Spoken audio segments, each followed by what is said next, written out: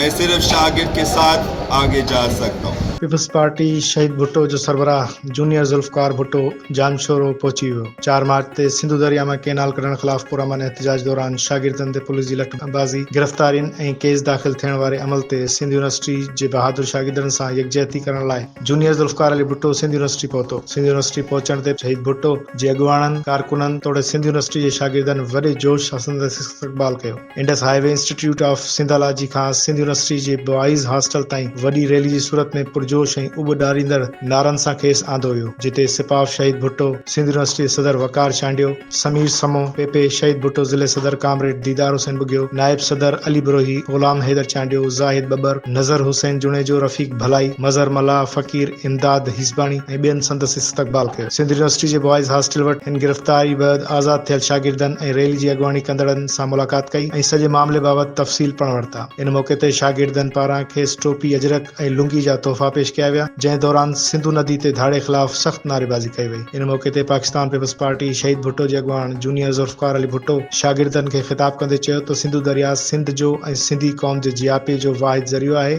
सिंधु दरिया मां कैनाल कढण ऐं सिंधु दरिया जे पाणी ते धाड़ो कंहिं बि सूरत मंज़ूर न आहे। हिन शागिर्दनि खे मुख़ातिब थींदे चयो त सिंध जो शागिर्द क़ौम जो सरमायो आहे, जेको सिंधी क़ौम जे हक़नि जे तहफ़ुज़ करणु ॼाणे थो। हिननि शागिर्दनि जे साथ खां सिवा असां अॻिते नथा वधी सघूं। मैं सिर्फ शागिर्द के साथ आगे जा सकता हूँ और अभी हम बात करने की कोशिश करें कि हमारे क्या नेक्स्ट स्टेप्स होंगे।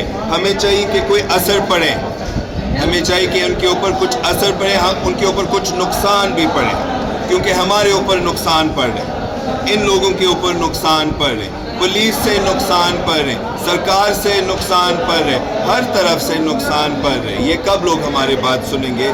तो हमें चाहिए कि जो हमारे नेक्स्ट एहतजाज हो इनका कुछ असर होना चाहिए। अभी फ़िलहाल हम नहीं बता सकते कि क्या होगा, मगर इंशाअल्लाह ताला इसका बड़ा असर पड़ेगा।